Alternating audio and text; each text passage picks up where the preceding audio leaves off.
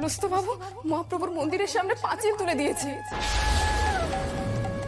ওরা বলেছে গোস্বামী বাড়িতে আর মহাপ্রভুর পুজো হবে না। না দিদি ভাই, অন্য জল যে আমি স্পর্শ করতে পারবো না। কেন দাদু? তুমি তো নিজের হাতে প্রভুর আরতি করলে, তারপরেও কেন পণ ধরে বসে আছো বলো তো? দাদু, তোমার তো কষ্ট হচ্ছে এবার। আর আমাদের গৃহদেবতা, তার কষ্ট হচ্ছে না? তোমরা কেন ভুলে যাচ্ছ ব্রজধামে আমার প্রভু অভুক্ত অবস্থায় রয়েছেন? তাকে ভোগ দেওয়া হয়নি, তিনি খাননি, সেখানে আমি খাবার মুখে তুলব কি করে? না গ্র্যান্ডপা, আমরা কিচ্ছু ভুলিনি। তবে তুমি একটা কথা প্লিজ একটু বোঝার চেষ্টা করো। এইভাবে যদি তুমি না খেয়ে থাকো তাহলে তো তুমি অসুস্থ হয়ে পড়বে। আর তুমি যদি অসুস্থ হয়ে যাও তাহলে আমরা কার মুখের দিকে তাকিয়ে এই লড়াইটা লড়বো বলো দেখি? ব্রজধাম ফিরে পেতে হলে, মহাপ্রভুর নিত্য সেবার অধিকার ফিরে পেতে হলে যে তোমার এখন সুস্থ থাকাটা সবচেয়ে বেশি ইম্পর্টেন্ট। আমাদের যে লড়াইটা থামিয়ে দিলে চলবে না।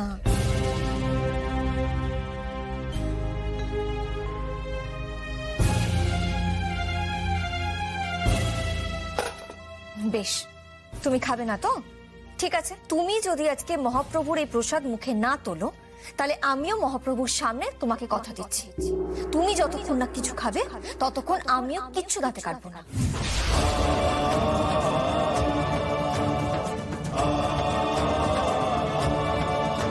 হ্যাঁ দাদু, তুমি যদি তোমার পণ না ভাঙো, অন্ন জল গ্রহণ না করো, তাহলে শুধু কিন্তু অদ্বিতীয়া নয়, আমিও এই মুহূর্ত থেকে অন্ন জল ত্যাগ করলাম।